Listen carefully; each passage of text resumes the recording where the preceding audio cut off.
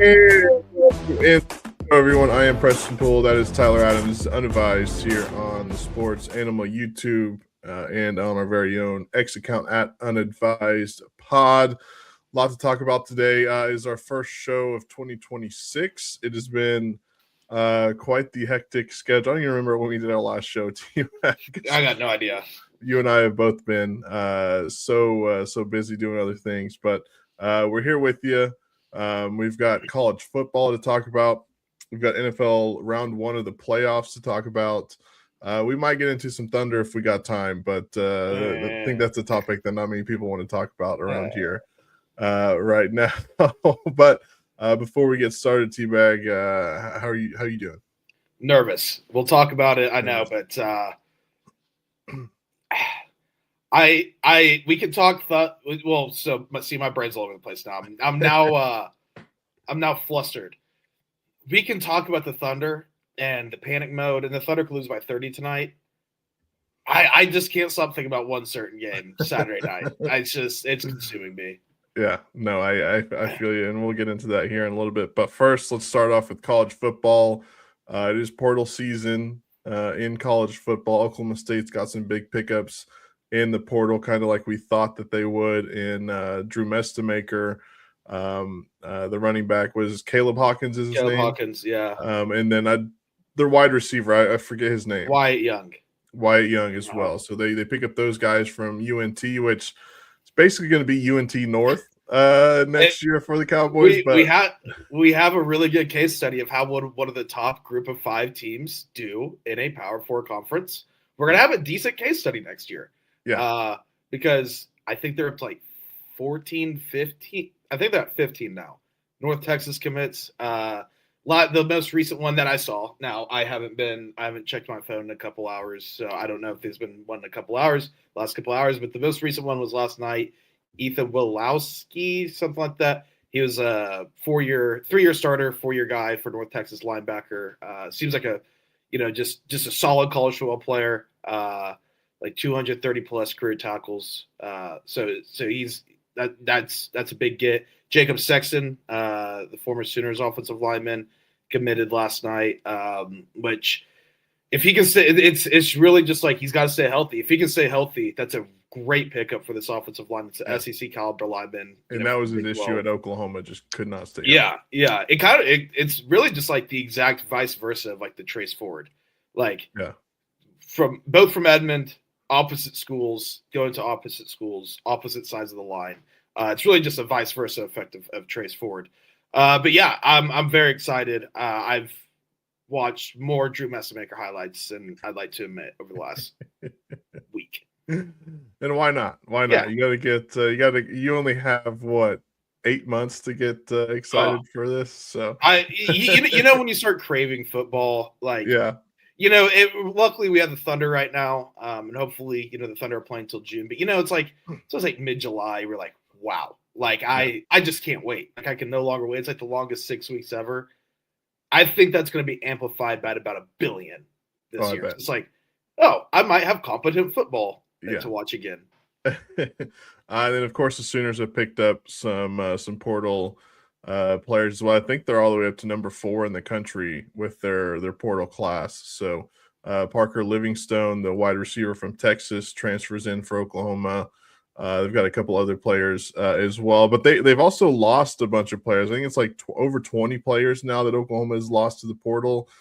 And you can understand some of the guys on offense that didn't play this last season, right? Yeah. But there's been a lot of guys on defense that were a big part of either like special teams or the actual defense that have entered the portal as well. Well, here's the thing, and I mean, talking with Kerry Murdoch about it too, like Gentry Williams and Kobe McKenzie, like, yeah, those are guys you would love to keep, but there's schools that are going to come out and be like, hey, you're going to start for us and we can match or pay you more money, or we will pay you more money, because OU is, the way their front office is being run right now, it just sounds like it's, hey, we would love to keep you, and here's our offer for you, but like we're just not going to overpay for for a backup or something. Like, we're not going to match what Northwestern would offer you as a starter. For to be a second stringer here. And it's Kerry's like, we keep getting complaints. It's like, oh, are we poor? Are we poor? Like, no, it's like you just have to use your money smartly. And that's like kind of everyone outside of Texas Tech this day and age is even Texas has all the money in the world. Parker Livingston, they gave him an offer and he said, now I can get way more elsewhere. Sounds like it was a messy breakup on the way out as well.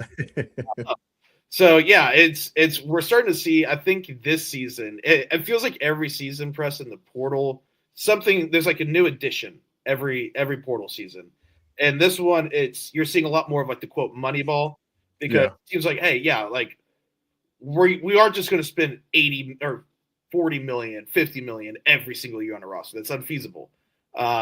And then the second one is the people that announced they've re-signed a contract and they're coming back. Yeah, so like, hey, this has been the first year we've seen that. Yeah. So those are the two little kinks I've seen added this year. Yeah, and it's still ongoing. I think till like the 19th or the 16th, something like that, of January. It's like a 2 or 3 week window, something like that, that they've changed it to this year. That's the only portal time that you'll have. So we'll see how the rest of it goes over the next couple of weeks. But so far, Oklahoma looking good, and Oklahoma State as well, adding some big time players on offense. Now let's talk about these football games coming up.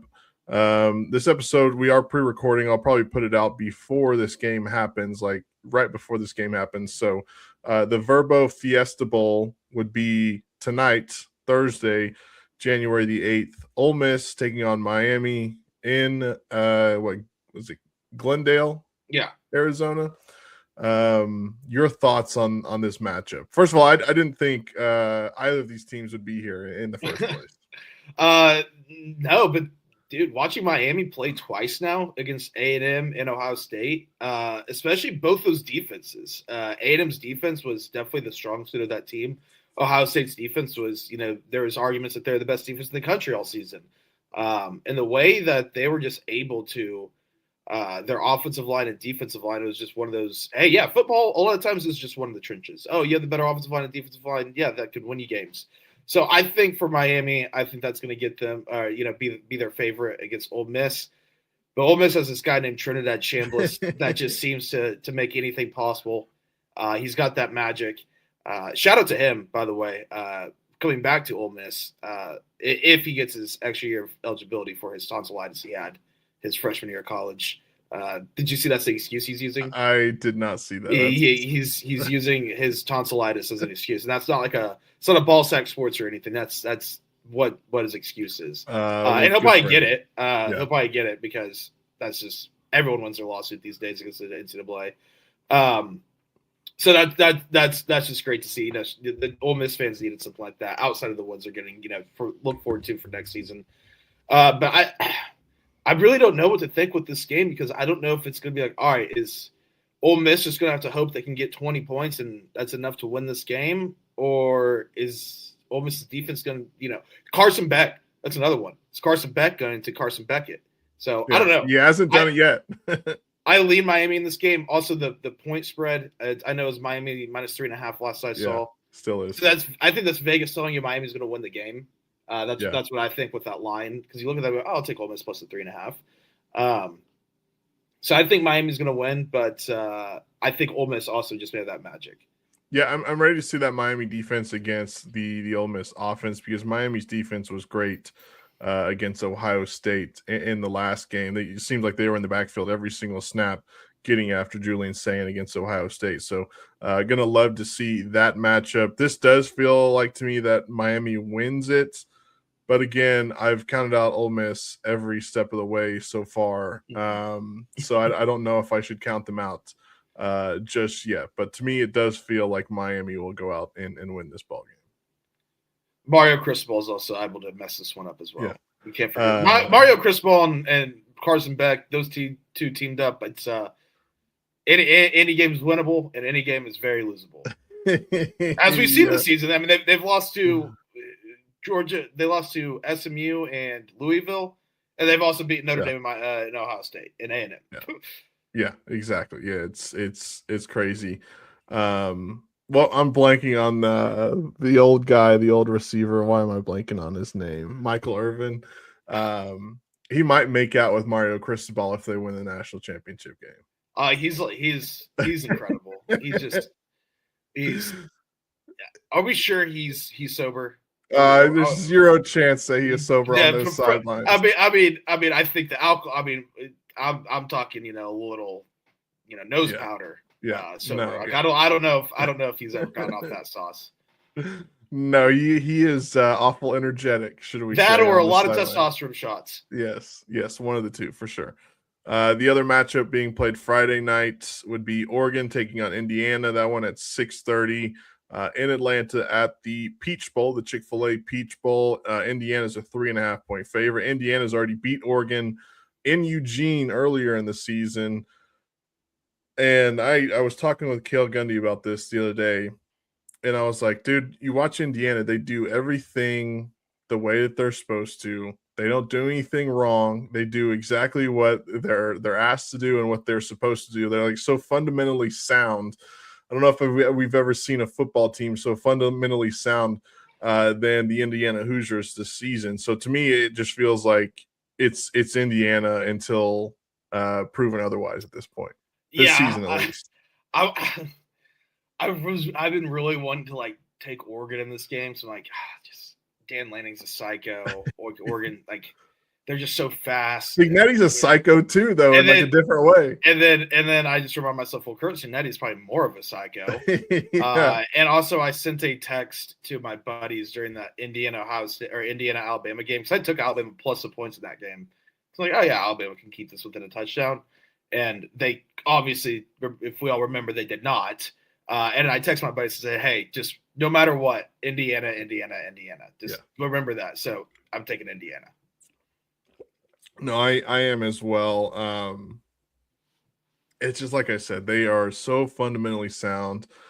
They don't make very many mistakes. Fernando Mendoza does exactly what he needs to do at quarterback, and that's why he won the Heisman, right? He's not going out and making these incredibly fantastic plays to where you're just like, wow, where he just jumps off the page at you, but he does exactly what he needs to do every time. Yes, every time for Indiana to win football games. Like you think back against Alabama, I mean, he only threw like 16 passes and completed 14 of those. Now, he did have a couple of touchdowns, but they mainly just relied on that run game. I think they had 2 running backs with over like 90 yards or something like that in that game. And again, he just does exactly what they need him to do whenever they need him to do it. So, yeah, I mean, again, it's hard for me to pick against Indiana at this point. After the whole season, me saying no one should be worried about Indiana, it turns out that I was dead wrong, and they should be worried about Indiana. Hey, I was never maybe to the extreme of no one should worry about Indiana because like, okay, you go into Eugene, Autzen Stadium, and you win a game, you're a legit team. But I did not think that it would beat Ohio State. Yeah, I thought Alabama was going to keep it close. So yeah, I've been dead wrong in their last 2 games, and that's why I was just like, hey, just take Indiana, just do it. I think as a country, we're all rooting for an Ole Miss Indiana national championship, right? Because I think those are the two best results. Because Lane Kiffin leaving for LSU because he thinks he has a better shot to win a national championship there, and then Ole Miss instantly winning a national championship would be great. And then Indiana, I think it's just like so it's Indiana, and that's another thing, Preston, too. Like why I don't think any of us like. I think our brains just literally just like it's Indiana. Like remember, it's Indiana. It's like, but it's not your daddy's Indiana. No, it's not. No, it's new school Indiana with Kirk Cignetти, who just is. Are we ready to say he's the best coach in college football? Or are we still waiting on that? Yeah, he's the best coach in college football, I think. I mean, Kirby Smart would be the only other person I'd really put ahead of him. Yeah, I mean, what he does with the players is he's not bringing in these like massive 5-star recruits or anything like that. He's doing this with like portal guys and like 3- and 4-star recruits. So just wait until he does start getting like those 5 stars and stuff like that. Because I mean, eventually that it feels like that's where we're tracking towards with Indiana and Cignetti. Is Indiana a football school now? Oh yeah, Yeah. yeah. I was thinking about that. I Uh, was like, their basketball program is bye. See ya. Irrelevant. I Everyone's a was football. Everyone, trust me, as a guy that's claimed to be a basketball school a time or two, we're a basketball school anyway. yeah. Everyone's a basketball school until they're good at football. No matter who Uh, you are. No matter who you are. Kansas, I promise you, if football was as good as basketball, you'd care more about football than you do basketball. they have not won a national championship in basketball since 1987. So almost 40 years. Yeah. So Oh, imagine telling anybody in 1987, like, hey, the next time Indiana wins the national championship in any of the main sports, it's gonna be be football. 40 years from now, and it's gonna be football. Yeah, because they won in 76, 81, and 87. They had two more before that as well. I'm trying to see when the last time. So they were the runner-up in 2002. Yeah, I mean, I think they beat OU maybe in 02 in that Final Four. That probably sounds right. I don't know. Yeah, I was too I think young. I think I think OU and Indiana played in that Final Four. And then the time before that they were in the Final Four was 1992. So they've only been in the Final Four twice since their last championship. So yeah, they're a football school now. They are definitely a football school. So all right, anything else in college football before we move on to the NFL? Portal giveth and the portal taketh. Just always Yes, remember that. for every single For school everybody. out there. Yep. So Yep. yeah, remember that. All right, the National Football League. We've got first round of the playoffs this week. The Seahawks have the bye in the NFC. The Broncos are the bye in the AFC. First game up on Saturday is the Panthers hosting the Los Angeles Rams, and not many people will do it. Word to the ultimate Jim Traber. Not many people will pat you on the back when you're right, Teabag. But I was the most right about the Carolina Panthers this year. I said, watch out for the Carolina Panthers. Not only did they go 500 on the season, 8-9, but they won their division and they are hosting a home playoff game. What do you know? Next time Presspool tells you something, you listen to it. Yeah. Shout out the Panthers. I mean, that's an awesome season, Yeah. which is sad because it was an 8-9 season. Yes, you won your division. But for Panthers' expectations and what they've had over the last few years, it's a great season. It's a great season. No, I mean, I just watched the way that they finished last season, how Bryce Young came around a little bit, and I figured, I don't think they're going to win that division, but I think they're going to win some more football games than they did a year ago, and they only won 2 or 3 games a year ago. It was enough. So I mean, they won 5 or 6 more this year, so they just happened to win that division in a division where the Buccaneers kind of just let it all run down their leg into the back half of the season. Speaking of the Buccaneers, Baker, my guy, just give the word to fire Todd Bowles. He's back. He's back for 2026. Did they announce it? He announced it. Yeah, he did.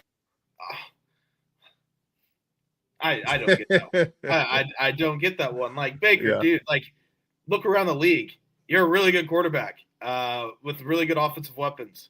Yeah. Bring in an offensive guy, and so you don't have to, number one, go through coordinator, and two, you don't have Todd Bowles, Yeah. You don't have Todd Bowles. That's the main point. Exactly, yeah. So yeah, I think the Rams win that one. Unfortunately, I think the Panthers season ends at home this Saturday. So and then spread Panthers. Yeah, 10.5 is what the Rams are favored by right now. They're covering that. They're covering that. They already beat the Rams this season. Yeah, they did. So we'll see. The next game is one that you'll have your eyeballs on Saturday night, 7 p.m. It is the Chicago Bears rematch against the Green Bay Packers in Chicago. This was a game that you were at almost a month ago, 3 weeks ago. This will be 3 weeks of the day. Your thoughts on the rematch in round 1 of the playoffs? Very nervous. Confident, but so beyond nervous because it is the Green Bay Packers. and we all know the history of the Bears and Green Bay Packers, especially over the last 15, 20 years. Hasn't been great. Hasn't been great. So that just alone makes you nervous. But if you just take the logos away and you're just talking about matchup, this is the better matchup for the Bears, the best matchup the Bears could have had in the first round. Yeah. Outside of I think probably the Panthers, but yeah. Yeah. But that was never going to happen because the Panthers were going to be the 4 seed. So just this game literally has me flustered, Press. Like every time I talk about it, it's just like I just don't. I'm scared. I'm nervous. I haven't been in this position in a long time. The Bears made the playoffs in 2020, but literally went into that playoff run with zero, and I mean zero expectation and zero hope for anything. 2018 was the last time I felt like this, but it was against the Eagles. It wasn't the Packers, and that ended in disaster. So I like the matchup. Caleb's going to have to show up. Caleb's going to have to play well. Defense, I think, is going to have to score at some point. Yeah, the defense is going to have to get some turnovers. It sounds like Jordan Love is going to be playing, which he's good for a turnover too. Against this Bears defense. So, yeah, I will be going down to Dallas to watch this with my 2 Bears friends that live down there. Because I was like, hey, I can't watch this game. The sole Bears fan. Like if this was the Panthers or the Niners in round 1, maybe it's different. But it's the Packers, and I was like, I just can't. I can't watch this alone. So I'm going down to Dallas on Saturday to watch the game with my Bears friends, so we can celebrate or be miserable together. It's terrifying. I'm horrified. Now that it's here, I'm like, oh crap. Yeah. Just a few days. And if it sounds like I'm a beaten child, it's because I am. You've seen this story before. Also, did you know this is only the 3rd Bears Packers playoff game since 1941? Really? Yeah. Wow. 1941, 2010 NFC Championship this season. That is pretty crazy, but that'll be a good one on Saturday. And the 2010 season was my first year of Bears fandom. So my first year of Bears fandom was quite literally losing to the Packers in the playoffs. Well, revenge game then, if you will. You're due for a good revenge game. You will have to have Prime Video to watch that though, if you're out there and want to watch that. So just keep that in mind on Saturday night. Sunday at noon, the first game that we have is going to be one of the better ones, I think. The Bills at the Jags. Buffalo is a 1.5 point favorite. Noon on CBS. Trevor Lawrence and the Jags, they just keep doing it. Can they take down the Buffalo Bills in round 1? Winner of this game goes to the Super Bowl, Preston. That's my prediction. You're banking on that? The Jaguars, they're just playing amazing football. Amazing football. This entire season, really the last 5 weeks, they're just humming. They destroyed the Broncos on their home field. Trevor Lawrence is playing at as good as anyone in the entire National Football League. And then obviously with the Bills, they are Super Bowl or bust every single year, and Josh Allen wants nothing more than that Lombardi trophy. And Josh Allen is going to have to put on the Superman cape, and I think Josh Allen will and can put on that Superman cape. So I think these are right now the 2. I don't even think the Bills are the best team that's have Josh Allen, and I can see Josh Allen just going on a full mission this year without Mahomes, without Burrow, without Jackson. Which I hate that narrative where it's like, Josh Allen has to do it now or never, because they're not here. It's like, well, Josh Allen made the playoffs, and those other 3 guys did it, and I get Burrow was hurt. Yeah. Burrow was hurt, so whatever. It's like that's not his. Like, you can't. Josh Allen has a worse team than he's had, and he made the playoffs. And the other teams have a worse team, and they all missed the playoffs. So I hate that narrative. It's like, oh, if he has to do it this year. That's tough to me. But I think the winner of this game is going to the Super Bowl, because I think if the Bills can go into Jacksonville game 1 and beat the hottest team in the NFL, or one of the hottest teams in the NFL, it's going to be because Josh Allen put on the Superman cape. And if he does that, I think they can beat anybody in the AFC. And then the Jaguars, if they can limit Josh Allen in this Buffalo Bills team, and have the next round at home. Or no, they'd be going to I guess in the 3 seed, so possibly the next round at home. Yeah. Nonetheless, they're playing great football. I think the winner of this game is probably going to be who I would lean to get to the Super Bowl. Yeah, Jags have won 8 in a row, and the Bills. What was there? They won their last game. Jets. Yeah, they beat the Jets. Lost to the Eagles by that 1-point game Yeah. back a couple weeks ago. That was just disgusting. So, I would probably lean the Bills. Wouldn't surprise me though if the Jags play great at home and move on to the next round. The next game on Sunday is the Eagles hosting the 49ers. Philadelphia is 4.5-point favorite. The Niners have no defense. The Eagles have no offense. The Eagles have a good defense, and the 49ers have a good offense. Yep. So this should be a great game. Yep. I think it's going to be a lot like what we saw last Saturday night with the Seahawks and 49ers. Yeah. I think the Eagles will be able to find enough success against that defense, and I think the Eagles defense at home will be able to slow down that 49ers offense. So I'm going to take the Eagles in this game. The 4.5 is interesting. That's an interesting number. It seems like it's to take the Eagles because it's so big. Yeah. But the 49ers, if Brock Purdy, can do what he's been doing, all outside that Seattle game, they can beat anybody, in the NFC. So I think this is one of the more intriguing games of the weekend, but I think Philly's going to get this done. Yeah, no, I think the Eagles win at home. I still think they're the best team in the NFC. It's just a lot of things have not went their way this year. Obviously, their offensive line was banged up, missing some guys, and Saquon hasn't performed up to what you would expect Saquon to perform at. But I would still lean the Eagles in this one. I would probably take them the 4.5 as well, because I feel like they win this one by like a touchdown or more, something like that. So at home. And then the one Sunday night, it is the Patriots playing host to the Los Angeles Chargers. The Patriots are a 3.5-point favorite in this one. And T-Bag, if the Chargers offensive line just blocks for Justin Herbert for 2 more seconds than they usually do, I think that could be a good thing for the Chargers. I'm not necessarily optimistic about this, flying all the way across the country, playing at night in New England, where I'm sure it's going to be cold as hell. But all I want is an playoff win. I just want one playoff win, and I don't think that's too much to ask for. I low key like the Chargers a lot. Everyone's Jim Harbaugh. I know it's Jim Harbaugh. It's Jim Harbaugh versus Mike Vrabel, so it's football guy versus football guy. But I think Jim Harbaugh.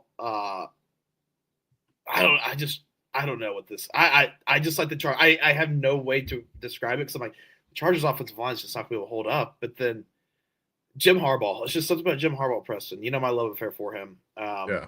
I weirdly like the Chargers in this game. I do. I don't think the Patriots are necessarily frauds. I just don't think they're ready quite yet. They had a great regular season. This could just be one of those. We see it almost every year. One team, one home divisional team will lose. Usually, you see that every year, and I think this year that might be the Patriots.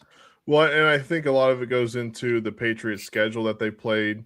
They didn't play necessarily like this, crazy schedule where they played a lot of the good teams in all these divisions. They played the Raiders, which I guess the Chargers played the Raiders twice as well. The Saints, the Titans, the Browns, the Falcons. Obviously, they played the Jets a couple times. The Giants. The Ravens even this year, and of course the Dolphins. So they haven't played like a bunch of great teams. So I think that's kind of where people are thinking of the Chargers have a chance in this one. But I can tell you this: every time the Chargers have to fly from LA to all the way to the East Coast, good things never happen. No. So we'll see. I'm not counting them out. I think the 3.5 line on this is pretty good. I just need Justin Herbert to play good, not throw 4 interceptions. You need him to get a playoff win. Yes, not throw 4 interceptions and not blow a 30-point lead. That's what we're hoping for in this one. Unless you lose in like heartbreaking fashion, then that's different. what's like your because for me for the Bears, I will be devastated solely because it's the Packers. If they would have lost anyone to anyone else in the first one, I'd be like, all right, that was awesome. It sucked. It sucked the way it ended. You got to take advantage if you're the 2 seed. But the fact it's the Packers, I'm gonna be heartbroken. Yeah. Where are you gonna be? Because it was supposed to be a lot. You're probably a lot more optimistic in the offseason, but then the offensive line injuries happened. But now that you're here, where's your like sadness level going to be if the Chargers lose? I won't be necessarily too sad because again, this is a tough spot flying all the way across the country. And I know people are like, these are professional athletes, but I mean that they are flying 3 time zones ahead and playing in very drastically different weather than what they're used to playing in. And again, I've seen this too many times, but I mean, it's going to be tough no matter what in the AFC, right? Mm-hmm. There's a lot of good teams in the AFC, and there's a lot of good quarterbacks in the AFC for that matter. And I'm not saying the NFC doesn't have those; they definitely do, but the amount of quarterback talent in the AFC, I think, is a lot better than the NFC. So